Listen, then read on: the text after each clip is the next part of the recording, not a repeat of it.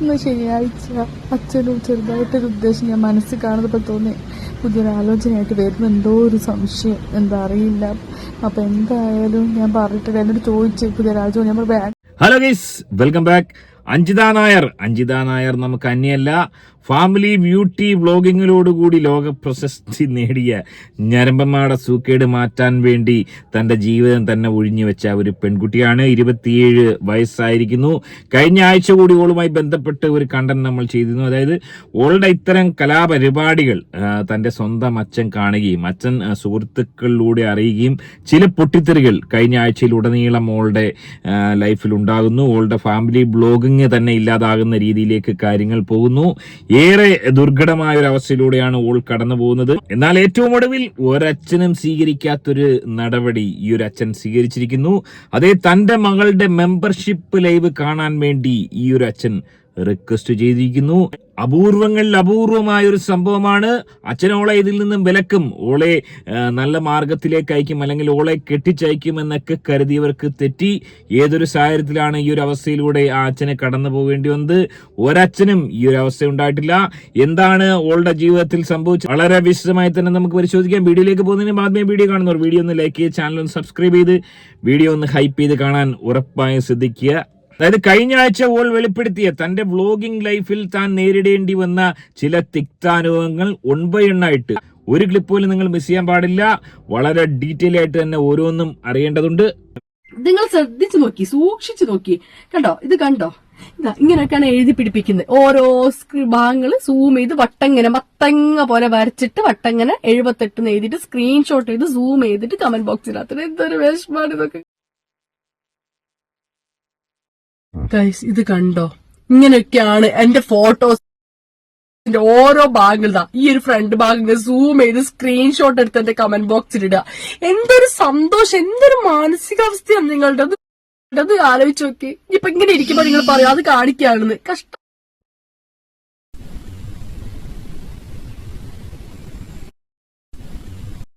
ഇങ്ങനെയൊക്കെ ഓരോ നിങ്ങൾ എഴുതിയിടുമ്പോ ഇങ്ങനെ ഓരോ നിങ്ങൾ സൂം ചെയ്ത് സ്ക്രീൻഷോട്ട് കമന്റ് ബോക്സിൽ ഇടുമ്പോഴത്തേക്കുള്ള ഒരു കാര്യം മനസ്സിലാക്കുക. ഇതൊക്കെ ഞാൻ തളരില്ല, മനസ്സിലായില്ലേ? ഞാൻ എവിടെ എന്റെ ശരീരം പ്രദർശിപ്പിച്ച് ഞാൻ എവിടെ ഒരു വീഡിയോ ഇട്ടിട്ടില്ല, ഞാൻ എവിടെയും ഞാൻ കാണിച്ചില്ല. അപ്പൊ ഞാൻ പേടിക്കേണ്ട ആവശ്യം നിങ്ങളുടെ തരക്കാൻ പറ്റും. ഞാൻ എവിടെയും ഞാൻ ഇട്ടിട്ടില്ല. ആലോചിക്കുക, ഞരമ്പ് രോഗികൾ ഈ ഒരു പെൺകുട്ടിയുടെ ചിത്രങ്ങൾ എടുത്തതിന് ശേഷം അതിൽ ബ്രാ വരച്ച് ചേർത്തതിന് ശേഷം അതിന്റെ സൈസ് എഴുതിയിടുക. ഒന്ന് ആലോചിച്ച് നോക്കുക, എന്തൊരവസ്ഥയാണ് ഈ പെൺകുട്ടിക്ക് സംഭവിച്ചിരിക്കുന്നത്. ഇതൊന്നും ചോദിക്കാനോ പറയാനോ എന്തുകൊണ്ട് ഫെമിനിസ്റ്റുകൾ ഇവിടെ മുന്നോട്ട് വരുന്നില്ല? ഈ ഒരു വിഷയം ആരും എന്താണ് എടുത്ത് സംസാരിക്കാത്തത്? അങ്ങനെ ഏറെ ദുർഘടമായ ഒരു വ്ളോഗിംഗ് ലൈഫിലൂടെ ഓള് മുന്നോട്ട് പോയിക്കൊണ്ടിരിക്കുമ്പോൾ കനത്ത തിരിച്ചടി ഓൾക്കുണ്ടാവുന്നു. എന്തായിരുന്നു അത്?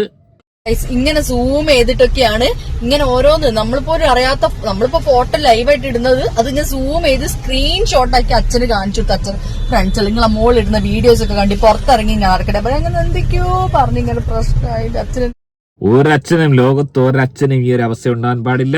അതായത് സ്വന്തം മകളുടെ അത്യന്തം മോശമായ രംഗങ്ങൾ മാത്രം എടുത്ത് അത് സൂം ചെയ്ത് അച്ഛന് കാണിച്ചു കൊടുക്കുക.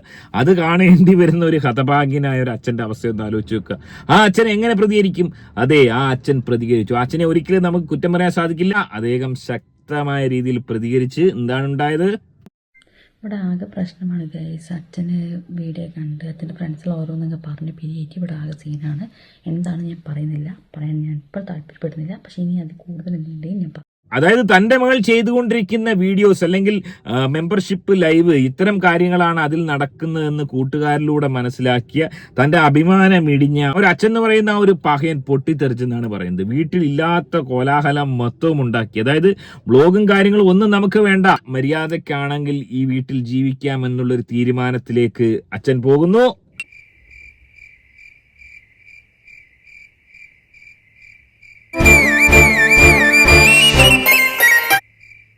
പിന്നീട് അച്ഛൻ ചെയ്തത്, അച്ഛൻ ഓളോട് മാറി താമസിക്കാൻ പറയുന്നു. ഈ വീട്ടിൽ ഇനി താമസിക്കാൻ ഈ യോഗ്യല്ല, അതുകൊണ്ട് ഈ മാറിപ്പോണ ഈ വീട്ടിൽ നിന്നേ മാറണം, നമ്മുടെ അഭിമാനം ഈ കളഞ്ഞു കുളിക്കുന്നു എന്ന് ആ ഒരു അച്ഛൻ പറയുകയും അങ്ങനെ ഓൾക്ക് അച്ഛനോട് കടുത്ത ദേഷ്യമാവുന്നു.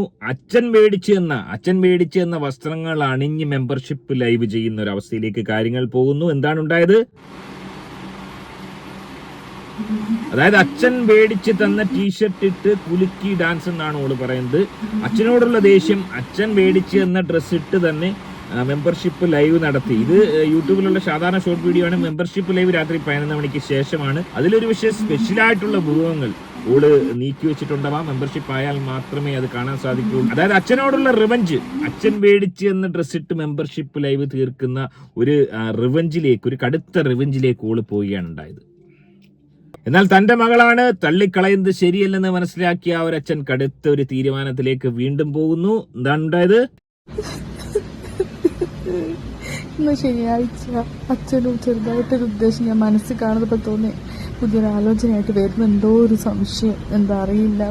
അപ്പം എന്തായാലും ഞാൻ പറഞ്ഞിട്ട് എന്നോട് ചോദിച്ചു പുതിയൊരാലോചന. ഞാൻ അങ്ങനെ അച്ഛൻ ഏറ്റവും ഒടുവിൽ ആ ഒരു തീരുമാനം കൈക്കൊള്ളുന്നു. തന്റെ 27-കാരിയായ ഈ ഒരു പെൺകുട്ടിയെ പിടിച്ചു കെട്ടണമെങ്കിൽ കല്യാണം കഴിപ്പിച്ചേ മതിയാകൂ എന്ന് മനസ്സിലാക്കിയ അച്ഛൻ ആ ഒരു തീരുമാനമെടുക്കുന്നു. കല്യാണം കഴിക്കാനുള്ള ശ്രമങ്ങൾ നടത്തുന്നു, ആലോചനകളുമായി വരുന്നു. എന്നാൽ അച്ഛനെ ഏറെ നിരാശപ്പെടുത്തിക്കൊണ്ട് അഞ്ജിത നായർ എന്ന് പറയുന്ന ഈ ഒരു പെൺകുട്ടിയുടെ ബ്ലോഗ് കണ്ട പഹയന്മാരായതുകൊണ്ടായിരിക്കാം ഒരാളുടെയും ആലോചന വന്നില്ലെന്നാണ് മനസ്സിലാക്കാൻ സാധിക്കുന്നത്. ഏറ്റവും ഒടുവിൽ ദുഃഖിതനായ ആ അച്ഛൻ, അത് തന്നെയാണ് ഇവിടെ ക്ലൈമാക്സ്, ആ അച്ഛൻ ആ ഒരു തീരുമാനമെടുത്തിരിക്കുന്നു.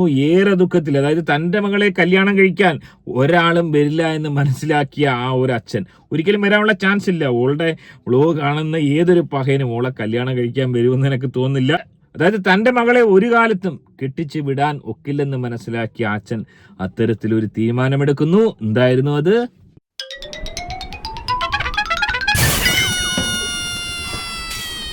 ഏറ്റവും ഒടുവിൽ അച്ഛൻ തന്നെ റിക്വസ്റ്റ് ചെയ്തിരിക്കുന്നു. അച്ഛൻ പറഞ്ഞു പ്ലീസ് മെമ്പർഷിപ്പ്.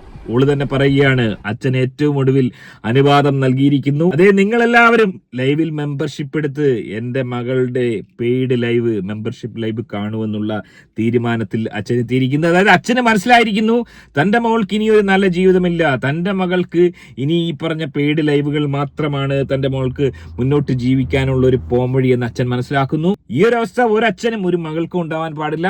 ഇത് മറ്റുള്ള ഇതുപോലുള്ള അപരാധങ്ങൾ കാണിക്കുന്ന, കല്യാണം കഴിക്കാത്ത പെൺകുട്ടികൾക്ക് വലിയൊരു പാഠം തന്നെയാണ്.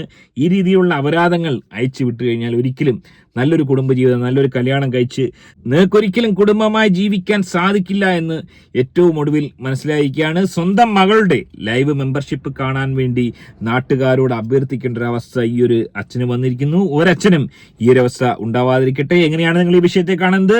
നിങ്ങളുടെ അഭിപ്രായം കമന്റായി രേഖപ്പെടുത്താം. ആദ്യമായിട്ട് വീഡിയോ കാണുന്നവർ വീഡിയോ ഒന്ന് ലൈക്ക് ചെയ്യുക, ചാനൽ സബ്സ്ക്രൈബ് ചെയ്ത് വീഡിയോ ഹൈപ്പ് ചെയ്ത് കാണാൻ ശ്രമിക്കുക. മറ്റൊരു വീഡിയോ ആയിട്ട് കാണാം. ബൈ. ഇന്നതട